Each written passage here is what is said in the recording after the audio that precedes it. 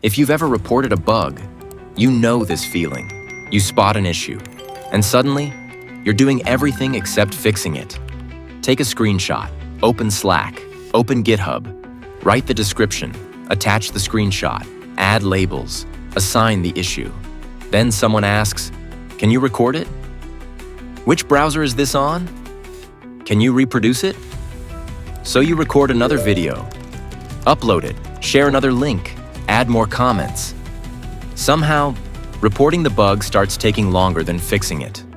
That's exactly why we built Capo.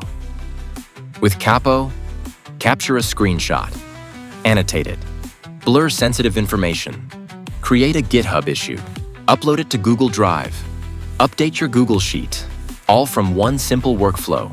No more switching between apps, no more repeating the same steps.